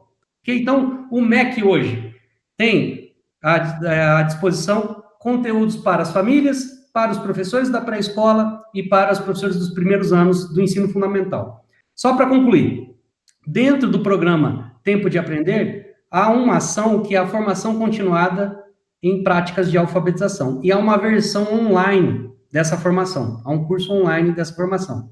Acabei de receber aqui uma atualização. Nós temos hoje 90 mil inscritos nesse curso online. Um curso que explicita aqueles 6 componentes da Política Nacional de Alfabetização. São 90 mil inscritos no curso e 2.400 municípios que aderiram ao programa Tempo de Aprender. Então, são essas as ações, são esses os programas decorrentes da Política Nacional de Alfabetização e, ao longo deste ano, no momento oportuno, vamos apresentar outras ações de implementação da PNA, sempre levando em consideração as evidências científicas. Então, assim, de um lado, eles tentam emplacar aquela ideia de que o MEC está querendo impor um método. Isso é um besterol, porque basta ler o caderno da Política Nacional de Alfabetização que vocês não vão encontrar a palavra método aqui. Aqui vocês encontram componentes essenciais para alfabetizar crianças. Então, ao explicitar esses componentes, você pode explicitá-los por diversos métodos, tá certo? Então, eles chamaram muita atenção para a questão do método fônico. Veja, se o MEC priorizasse o método fônico, o MEC teria de dizer qual abordagem fônica é a mais eficaz, porque nós temos várias também. A fônica analítica, sintética, embutida, entendeu? Tem várias abordagens fônicas. O que a política destaca não é um método, mas um componente, que é a instrução fônica sistemática. O nosso sistema de escrita é um sistema alfabético, logo os grafemas representam fonemas e você precisa explicitar isso a crianças, jovens e adultos. Isso está muito bem demonstrado neste livro aqui, que vocês mencionaram no documentário, Os Neurônios da Leitura. Neste livro, há uma prova cabal de que adultos não são capazes de espontaneamente descobrirem essas relações entre grafemas e fonemas, entre letras e sons. Isso depende de instrução explícita e sistemática, tá certo? Então, a política destaca, isso é uma exigência do nosso sistema de escrita, que é alfabético. Um texto, ele mapeia realidades sonoras da fala. Quando você lê um texto, você está resgatando um episódio de fala, ok? Então, veja, para formarmos um leitor proficiente, nós primeiro precisamos trabalhar a compreensão auditiva desse leitor. E aí que entra a importância do programa Conta Pra Mim. Né? Você precisa adotar certas estratégias para saber se a criança está compreendendo aquilo que ela ouve, ok? Porque a compreensão leitura é igual à compreensão auditiva vezes identificação automática de palavras. Essa fórmula está no relatório da alfabetização infantil, Os Novos Caminhos da Câmara. Então, se eu fosse resumir hoje o que o MEC fez com uma imagem, né? Aqui está a imagem, que é esse modelo de cordas. Então, vocês que não conhecem, não são especialistas em alfabetização, vocês acham que isso aqui é um método? Ou todos esses componentes podem ser explicitados, né, por diversos métodos? Tá? Então, aqui você tem, né, a compreensão da linguagem, de um lado, o programa Conta Pra Mim acaba explicitando esses elementos, e aqui o reconhecimento, a identificação de palavras. Por quê? É a reunião desses fios, né, que gera um leitor proficiente. Então, a instrução fônica sistemática é apenas um dos componentes. Agora, há um outro componente muito importante que foi citado pela Ilona, e agora que a Ilona foi convidada a assumir a Secretaria de Educação Básica, com certeza eu conversarei com ela a respeito disso, que é a fluência em leitura oral. Né? Veja, nos Estados Unidos, vou aqui tampar aqui, ó, a marca, isso aqui é a coisa mais comum do mundo, você encontra lá esses aparelhinhos para aferir a fluência em leitura. Isso aqui é para pai comprar, né, para acompanhar o desempenho e influência dos filhos em casa, certo? Vou mostrar outros aqui para vocês, ó. Olha aqui, ó. Para usar em sala de aula, né? 1 minuto, 3 minutos, dá para ver aí, né? 90 segundos. Então, veja, você tem vários desses recursos para você aferir a fluência em leitura. E é isso que nós queremos. A política diz que precisamos criar os indicadores de fluência em leitura oral, que é um componente essencial para aferirmos a capacidade de compreensão textual das crianças. O que é fluência, grosso modo? É a capacidade e habilidade de ler com precisão, velocidade e com uma boa prosódia textos. É palavras, pseudopalavras e textos. É isso. Então, você pode aferir a fluência de forma objetiva, como acontece em Portugal. Vocês mostraram uma página do currículo de língua portuguesa de Portugal, na qual você tem lá a média, né, para o primeiro ano do primeiro ciclo. 55 palavras por minuto. Ah, mas aí você você vai estressar a criança, não é? Isso é uma espécie, sei lá, de estratégia robótica. Não, você precisa ler com fluência, porque senão a sua memória fonológica, a sua memória de trabalho não vai armazenar as informações, você não vai conseguir sintetizar aquilo que você está lendo e, consequentemente, não compreenderá o texto. Tá certo? Então, nós vamos lutar pela criação desses indicadores de fluência, tá? No Brasil, para melhorarmos o desempenho em compreensão, porque fala-se muito sobre analfabetismo funcional, mas como é que nós vamos combater o analfabetismo funcional se não prepararmos essas crianças na pré-escola, se os pais não participarem desse processo e se não aferirmos a fluência em leitura oral de nossos alunos? Perfeito, Nadalinha. Aproveita a tua deixa. Eu ia passar para você mesmo, Ilona. Queria saber a sua avaliação sobre o PNA. Eu só quero falar aqui, complementar uma coisa, que, por exemplo, o currículo de Sobral tem uma tabela de fluência, que é crescente, do primeiro ao nono ano. Esses indicadores são, assim, mais uma vez, né, carne de vaca. Eu sempre tenho falado o seguinte: a vantagem de você começar tarde, como o Brasil, deve ter alguma vantagem, né? A vantagem é o seguinte: depois não tem mais muito como errar. Quer dizer, tem certas coisas que estão tão consolidadas nas políticas educacionais dos países desenvolvidos, não apenas desenvolvidos, mas aqueles que vão bem nas provas internacionais, né, como o PIOS, o TIMSS e o PISA, que assim, a convergência é tão grande que o Brasil teria que se explicar por que está fora. Se houvesse um tribunal internacional de política educacional, o Brasil ia se ver em paus de aranha, tendo que se explicar por que todo mundo segue um caminho e a gente não segue. Um país desse tamanho, com esse nível de renda per capita, com esse nível de PIB. Né? Não estamos falando de um país totalmente quebrado em guerra civil no meio de algum continente mais pobre. Né? Nós temos, é uma vergonha moral a gente não conseguir alfabetizar todos os nossos alunos, e não há como, do mesmo jeito que não há como você ter um sistema de saúde sem termômetro, não há você ter um sistema educacional sem medida de fluência. Né? Então, assim, há uma coerência completa, né, na PNA. Eu acabei de entregar, ainda não cheguei na última versão, porque foi tanta coisa ao mesmo tempo acontecendo, mas eu já passei para o pessoal da Conab a minha parte, né, do relatório da Conab, que justamente é uma análise dos elementos da PNA, desses 6 elementos da PNA, como que eles aparecem nos currículos dos 10 países com melhor aproveitamento no PIRLS, no TIMSS e no PISA, e nas avaliações da América Latina, porque a gente queria incluir pelo menos um país da América Latina, e para incluir o Chile, né, que é o melhor da região, tinha que ter também uma avaliação da região.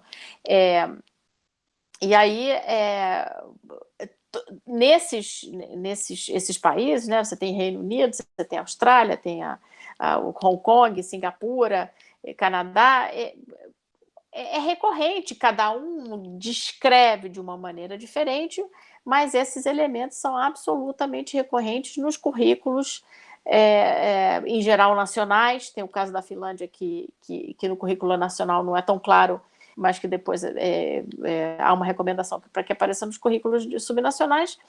E, enfim, todo mundo faz, é só a gente que não fazia, né? Então, quando a gente compara, por exemplo, toda a parte de alfabetização da Base Nacional Comum Curricular nossa com os currículos dos países desenvolvidos, aí, assim, é um choque, né? É um choque. As pessoas têm que ter consciência disso. A pior parte da Base Nacional Comum Curricular é a parte de alfabetização, ou seja, a base da base, né? Se o menino não aprender a ler no primeiro ano, com uma fluência de 60 palavras por minuto, desculpa, ele não segue mais, né? E aí a base fez uma opção clara e consciente, porque eu fiz uma revisão a pedido do MEC. Eu fiz uma revisão onde eu recomendava que deveria aproveitar o ensejo para fazer uma ponte entre educação infantil e o primeiro ano, né, e o início do ensino fundamental. Isso não foi seguido, essa recomendação não foi seguida. Então, há quase que um impedimento na base de se ensinar qualquer coisa objetiva na educação infantil. Crime, uma imoralidade. Porque existe uma definição internacional de etapas escolares, tá? Que tem um nome, porque como cada país dá um nome diferente, tem uma classificação internacional de etapas escolares, tá? Tem uma sigla em inglês, que é SCED, e tem uma classificação. A definição da etapa final da educação infantil, que a gente chama de pré-escola, né? Que aqui no Brasil é 4 e 5 anos, e em outros países... Mas é mais ou menos, regula com a cidade, né? Que é um preparo para a alfabetização e início da literacia e numeracia. Essa é a definição dessa etapa. E na nossa Base Nacional Comum Curricular, a gente inventou um negócio que eu só vi no Brasil. Que é uma coisa solta, que é ter, como eu me lembro, campos de atuação, etc. Mas cadê a matemática? Cadê o conceito básico de contar? Cadê o ler, o escrever? Está tudo mascarado. Entende? Se você puxar muito, falar reinterpretar o texto, você consegue achar ali alguma conexão, mas tem que reinterpretar muito, né? Então, e isto foi feito de maneira deliberada, tá? Sob os auspícios de, principalmente, ONGs e fundações que atuam nesse setor de educação infantil e que se opuseram de maneira clara contra a inclusão de objetivos educacionais, né, de expectativas de aprendizagem claras na educação infantil. Então, foi deliberado, foi organizado, foi sistemático, mas isso é imoral. Obrigado, Ilona. Nós estamos aqui nos encaminhando já para o final. Eu queria colocar uma pergunta na mesa, que é o seguinte, né? A gente está basicamente com adesão ao PERLS e tudo mais, diagnosticando o doente na educação básica, né? É um diagnóstico para poder promover novas ações. E com a PNA a gente está seguindo melhores práticas, aí, pelo que eu entendi, fazendo um documento de melhores práticas para a gente ter uma referência, um gabarito de instrução. Considerando essas ações aí, quando é que vocês acham que é a hora da gente, ou quais são as etapas que estão antes disso, para buscar resultado? Quando é que a gente pode, na avaliação de vocês, com a trajetória de vocês, quando é que a gente pode começar a esperar resultado na educação brasileira? Ou se tem alguma coisa impedindo ainda isso, o que é essa coisa? Eu posso falar um pouco, Lucas. A grande questão, acho que ficou claro hoje na live, né, do ponto de vista do fundamento da ciência da educação, os problemas, né, os desafios que a gente tem para alterar essa realidade que nós nos encontramos hoje no país. Um dos grandes entraves, dos grandes problemas que nós temos é o emaranhado de normas, né, que rege o sistema educacional brasileiro. Então, nós temos efetivamente que ultrapassar, preencher uma série de requisitos e passos para se chegar a uma modificação desse sistema. São normas que foram estudadas e foram criadas, muitas vezes, para realmente não permitir grandes modificações. Se nós estivéssemos falando de conservar um sistema que funciona, seria maravilhoso. Mas a grande questão é que, quando você está na posição de realizar modificações, elas se tornam um desafio. E, obviamente, nós estamos num sistema democrático e temos que cumprir as normas e as leis. Então, para haver uma modificação, por exemplo, da base, é preciso a participação não só do Ministério da Educação, mas do Conselho Nacional de Educação. Foi onde a BNCC foi efetivamente criada, né? Foi desenhada e criada. Embora o ministro da Educação tenha homologado do governo anterior à base, ela foi criada no Conselho Nacional de Educação. E essa rediscussão da base vai passar por todos esses processos e procedimentos.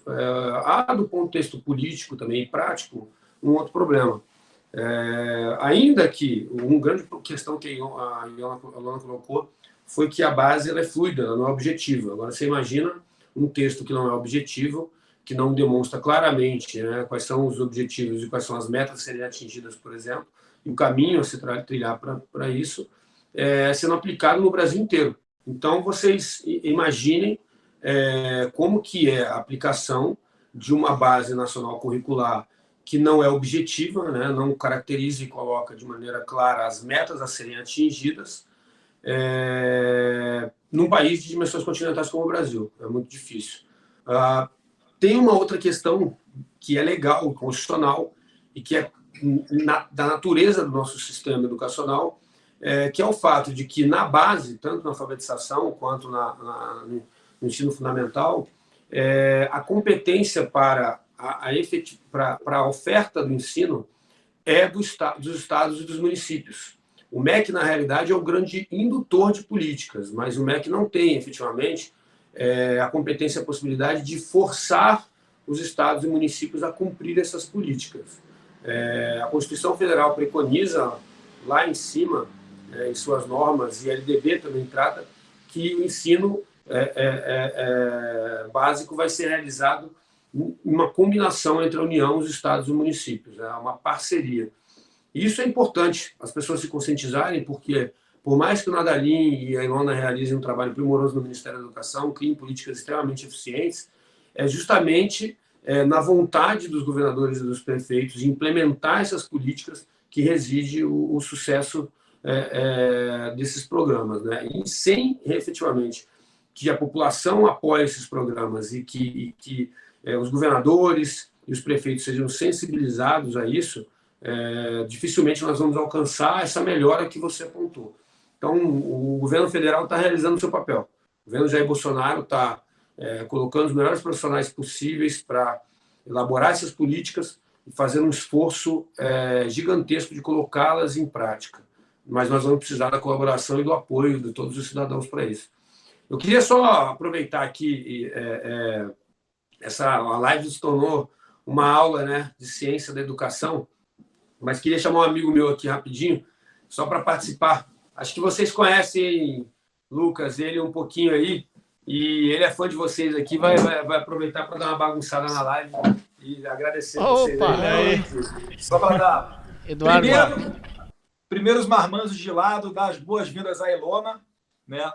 Seja bem-vinda, Ilona. Saiba que vamos perder alguns cabelos, alguns ficarão brancos, mas é a única opção que a gente tem, né? A outra opção é aceitar o Paulo Freire e deixar pessoas do naipe do senhor Haddad, que sequer consegue fazer uma prova do Enem digna, né?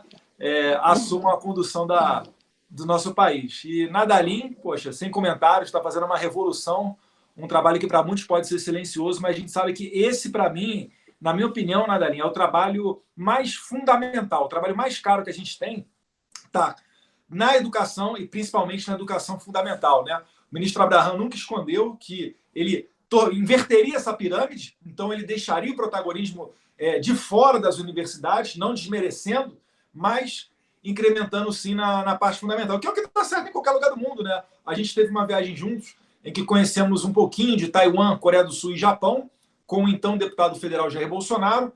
E um outro exemplo clássico é os Estados Unidos, onde nem todos fazem universidade. Muitas das vezes acabou o ensino médio, o garotão ou a menina vai encarar o mundo. Então, sejam bem-vindos, saibam que tem um exército de soldados, a maioria deles espontâneos, às vezes nem tão bem organizados, mas certamente bem intencionados, e eu acredito que cada vez mais isso daí vai mostrar o seu resultado. Seja a médio ou longo prazo, certamente vocês são os heróis do Brasil, junto com o pessoal aí do Brasil Paralelo, que eu sou fã, contribuo mesmo, e dentro da minha esfera, que eu poderia fazer um pouquinho, eu me associei como membro prêmio, a minha mulher é membro patriota, e as minhas redes sociais estão à disposição de vocês, porque eu realmente acredito nesse trabalho, e sinto até que a gente faz pouco, né? Acho que na nossa parte a gente teria que fazer ainda mais. Vocês é que estão de parabéns.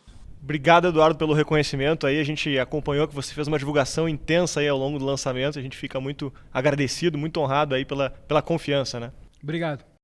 Valeu, Eduardo. Obrigado pelo apoio. Conta com a gente aí, pessoal. Valeu, Lu. Fiquem com Deus. Boa sorte aí. Obrigado.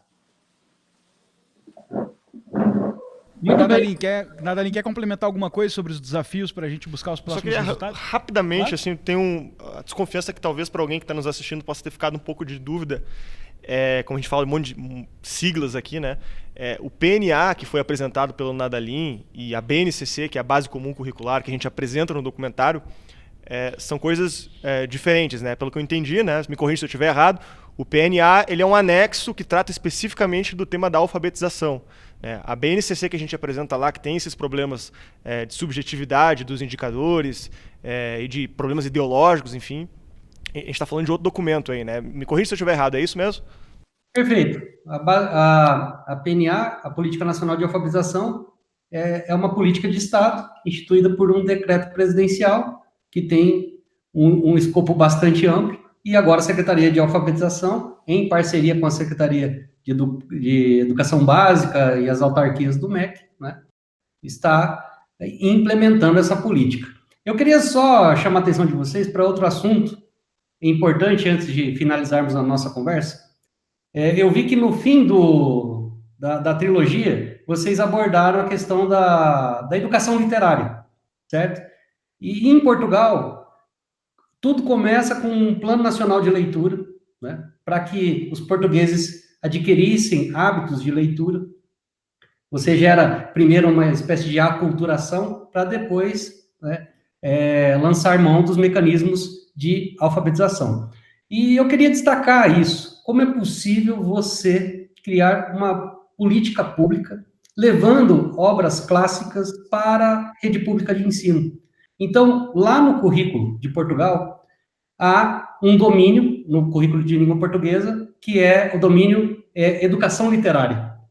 E, para cada ano, você tem os livros que são obrigatórios e sugeridos, tá? E isso nós não temos no Brasil, mas a Política Nacional de Alfabetização destaca a importância de classificarmos essas obras literárias, levando em consideração os níveis de literacia.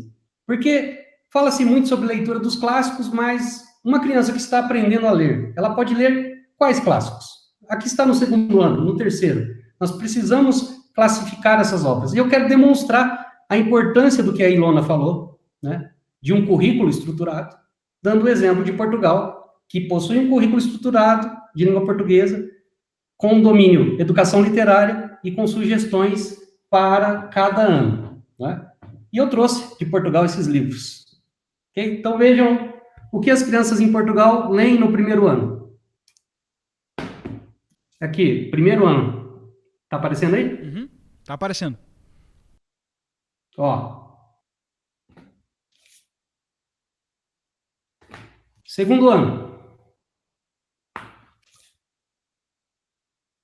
Bom, tem a questão da espessura dos livros também, né? Quando você compara essas obras com o que as crianças leem no Brasil, segundo ano, correr aqui, tipo terceiro. E aí, olha lá, terceiro ano. E aqui, ó, vocês encontram uma obra conhecida.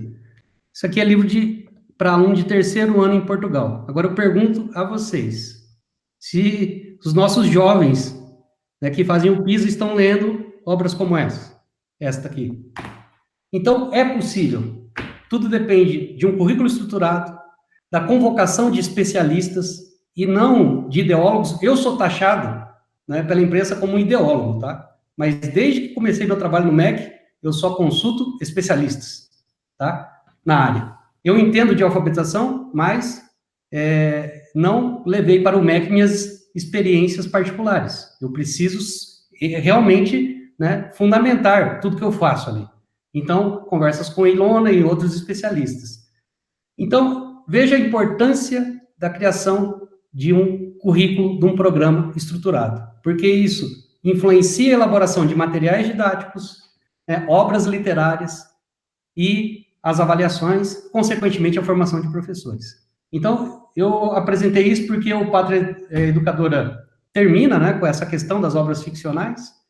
Chama a atenção que é importante, sim, né, ler obras ficcionais, textos clássicos, mas precisamos classificar essas obras para crianças que estão no processo de aprendizagem da leitura, ok? E se vocês me permitirem agora, eu quero fazer aqui um discurso mais emotivo. No fundo, o que eu desejo para as crianças brasileiras? Aquilo que eu desejo para o meu filho. né? Mas eu desejo isso, sobretudo, para aquelas crianças de famílias que estão em situação de vulnerabilidade social, que não têm acesso ao que nós temos, né? Porque a esquerda usa muito esse discurso de defesa, né, das minorias, dos mais pobres, mas nós também estamos preocupados com eles. Nós sabemos que os mais pobres, os mais vulneráveis, precisam daquilo que nós temos à disposição, né? Então, vou mostrar para vocês o que o meu filho, que tem 7 anos, ele fez 7 anos em fevereiro, né, já leu, né, a quantidade de livros que ele já leu. Ó, dá para ver aí? Ó, dá para ver? Acabou.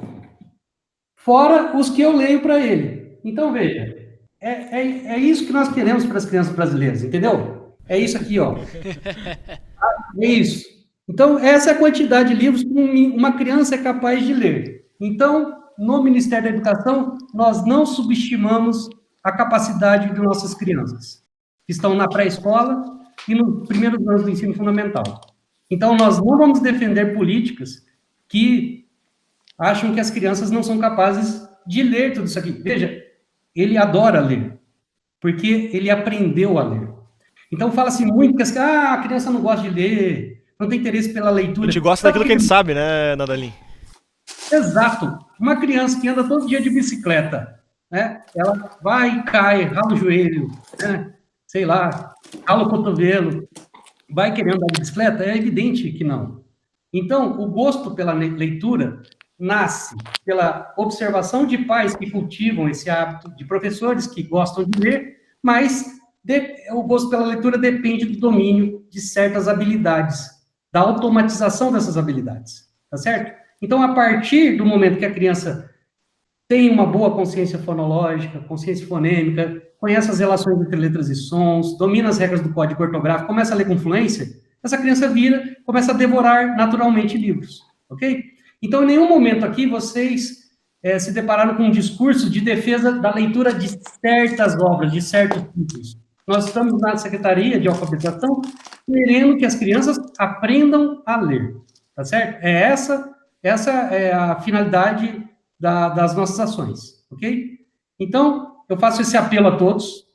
O MEC hoje tem à disposição um conteúdo muito rico, elaborado com muito cuidado, com rigor técnico, tá? Então, nesse período, acessem os conteúdos do programa Conta Pra Mim.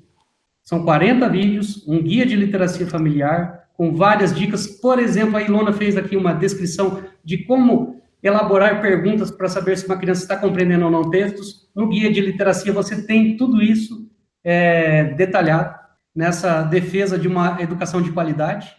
E toda essa narrativa de que somos ideólogos, que estamos defendendo pautas, né, vinculadas a certos grupos, isso não existe, tá? Nós queremos realmente transformar em políticas públicas, em programas e ações, aquilo que efetivamente funciona e abandonar, de uma vez por todas, os romantismos pedagógicos.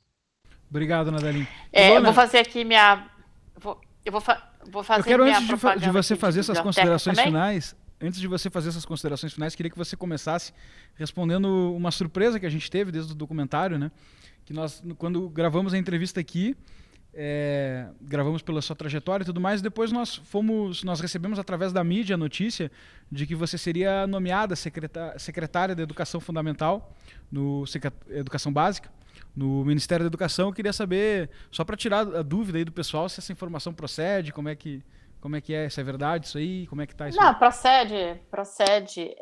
Eu vou aproveitar, então, eu vou concluir aqui explicando, né, a questão moral, né, porque para as pessoas que vão ver essa live, né, assistir o documentário até mais de uma vez para compreender a complexidade toda dessa questão educacional, trabalhem a sua indignação. Uma criança no primeiro ano tem que ler com interpretação, com compreensão, 60 palavras por minuto. Tem que ler um texto que tenha frases curtas, né? Tem toda uma característica, tem que ler sim. né? E é o filho da pessoa que está na favela, é o filho da empregada doméstica, do porteiro, assim como o filho do médico, do engenheiro. Todo mundo tem que ler no mínimo esse nível. Então, quando o Nadalim mostra os livros de criança de 7 anos, os livros que eu tenho aqui, os livros da minha filha de 11, que tem 300, 400, 500 páginas, às vezes, que nem os livros do Harry Potter, né? Que são... É normal, mais uma vez eu uso a expressão chula carne de vaca. Um aluno na Inglaterra, um aluno em Singapura, um aluno em Portugal, um aluno na Alemanha, aos 11 anos de idade, lê livro dessa grossura. Quando que você entra numa biblioteca e vê um aluno de 11 anos lendo um livro dessa grossura? Eles acham bonito dizer que não leem, principalmente os meninos, né? O bacana é você ficar 12 horas por dia vendo porcaria de YouTube. É uma mobilização cognitiva mínima, de ameba, né? Então, o meu apelo que é o que fez com que eu só mudei, eu sempre falei que eu não iria para Brasília, para mim é um custo emocional, pessoal e financeiro enorme ir para Brasília, tá? Isso aqui é um sacrifício que eu ofereço como uma patriota ao Brasil e a Deus, entende? Eu ofereço isso, porque vai ser muito difícil, eu sei que é um trabalho super difícil, mas eu me vi presa dentro de casa, numa situação super privilegiada, vendo o Brasil quase se desmanchando com essa pandemia, e eu falei, bom, eu vou ter que ir, tanta gente foi para Brasília, tanta gente fez, eu vou ter que ir, dar minha colaboração. E aí, por uma coincidência cósmica, eu estava assim, me sentindo, o que é que eu vou fazer para ajudar o país nessa situação? Veio o convite, né? Veio essa abordagem do Ministério e eu acabei, assim, hoje eu tremo um pouco, né? Porque eu sei que vai ser muito difícil, mas estou convicta, né? Moralmente convicta de que eu tenho a obrigação de dar essa contribuição com o meu conhecimento. Eu estudei na graduação, no mestrado, no doutorado com bolsa, foi o contribuinte brasileiro que pagou os meus estudos. Eu tenho obrigação de compartilhar o meu conhecimento, eu tenho obrigação. Então, trabalhem a sua indignação, porque é a minha indignação que vai me dar energia para passar esse tempo trabalhando na Secretaria de Educação Básica do MEC. Então, por isso eu queria encerrar, agradecer a oportunidade de vocês para explicar essas questões técnicas, também me pôr à disposição, né, para o público do Brasil Paralelo, no sentido de explicar questões da própria política quando ela estiver em andamento, que é importante, é muito complexo e é muito fácil dos detratores da política contarem versões truncadas de forma a atrapalhar a compreensão dessa política, né, e minar o apoio político a essa política. Então, eu me coloco à disposição para explicar o que o MEC for futuramente fazer, para que as pessoas estejam cientes do que está em jogo. Muito obrigado, Ilona. Queria convidar o Sérgio aí para as considerações finais a respeito da educação nesse atual momento e do nosso debate. Queria agradecer a oportunidade de participar aqui do debate com vocês. Em defesa dos advogados, queria dizer que os advogados são acusados de falarem demais, mas hoje o pessoal pôde presenciar que os educadores falam mais. Deram um show hoje de ciência educacional. Foi uma aula realmente, a gente aproveita também para aprender um pouco. Pegando um pouco esse gancho da Ilona, eu acredito que essa indignação é necessária que todos nós tenhamos, todos nós brasileiros, na realidade. Nós não podemos nos conformar com o estado de coisas em que a educação brasileira se encontra. Contamos com o apoio de vocês, com o apoio da população para isso, nessa luta. Vocês viram hoje a experiência de dois grandes educadores deixando claro os enormes desafios que nós temos pela frente. E podem ter certeza que o governo Jair Bolsonaro, o ministro Abraham Weintraub e todos nós do Ministério da Educação estamos trabalhando incessantemente para mudar essa realidade para o povo brasileiro. Acredito que ainda nesse governo veremos resultados claros da modificação das políticas, embora os desafios sejam grandes, a nossa vontade de trabalhar também é maior ainda. Podem contar conosco e vamos estar sempre à disposição também para esclarecer e deixar claro para a população todo o trabalho que nós vimos desenvolvendo. Muito obrigado, gente. Obrigado, Sérgio. Obrigado, Sérgio. Pessoal, estamos chegando ao final da primeira noite, estamos terminando, na verdade, a primeira noite da Maratona de Debates. Hoje nós falamos do aspecto político no projeto do país para melhorar aquilo que a gente viu ser tão triste na Pátria Educadora, a educação do nosso país. E para a gente continuar esse debate propositivo, quero lembrar que amanhã nós vamos ter um debate focado no núcleo familiar. Como é que a gente pode, então, trazer um pouco das propostas de educação para dentro da nossa casa, na conciliação da escola com a família. E no terceiro dia da maratona, depois de amanhã, nós vamos ter um debate focado no nível pessoal. Como é que a gente pode, como é que eu mesmo posso aplicar, posso me educar e posso aplicar técnicas para isso. Convido vocês todos a assistirem. Esse aqui foi aberto ao público, até por uma questão de divulgação de trabalho, e os outros os outros dois, estarão disponíveis para os membros patriotas. E eu queria aqui também fazer o reforço de que a Brasil Paralelo é uma iniciativa 100% independente. Nós não recebemos um centavo de dinheiro público, nunca recebemos, não estamos recebendo agora e não vamos receber. Então esse é um compromisso nosso com o nosso público para garantir a nossa independência editorial, a independência do trabalho, descentralizar o financiamento e garantir que a única pessoa que nós devemos satisfação é você, é o público. O nosso público é a única instância que a gente deve satisfação.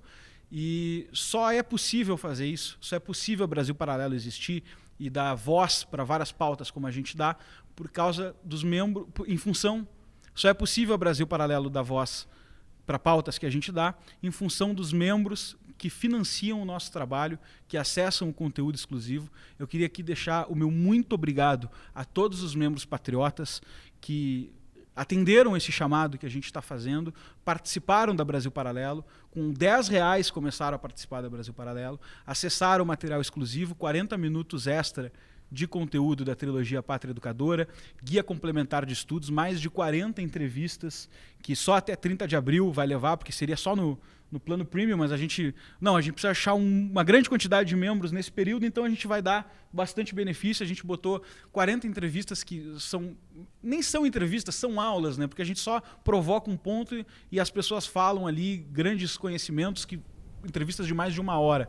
Então, complementando só aqui, Lucas, eu acho esse ponto importante. A gente, no nosso plano premium, o membro que assina o plano premium tem acesso a todas as entrevistas de todos os nossos documentários. Então, você veja, para cada documentário são gravadas dezenas de entrevistas, muitas horas de duração, e alguma parte disso é aproveitada dos documentários, mas você tem lá esse acervo inteiro. Além disso, o núcleo de formação e uma série de conteúdos aprofundados. Se você tem uma formação cultural com o Brasil Paralelo lá. Mas para esse momento, né, um momento de apelo nosso, um momento promocional, nós então incluímos no Plano Patriota até o final de abril, até o dia 30 de abril, isso, uma promoção, ou seja, as entrevistas do Pátria Educadora estarão disponíveis para quem adquiriu o Plano Patriota até o dia 30 de abril. Está 100% na sua mão a continuidade da Brasil Paralelo e o nosso sucesso no futuro para fazer novas produções, para fazer mais produções, melhores produções. Então a gente conta com vocês, agradece todos que estão participando e convida todo mundo a acessar agora o link aqui embaixo da Brasil Paralelo, e a partir de R$10 você já pode fazer parte não só dos nossos conteúdos exclusivos, mas passar por lado de cá na mesa nesse propósito que a gente tem de comunicar o Brasil e a gente enfrentar uma reforma cultural que o Brasil tanto precisa. Agradeço a todos vocês e nos vemos amanhã. Fiquem com uma boa noite. Boa noite, pessoal. Boa noite.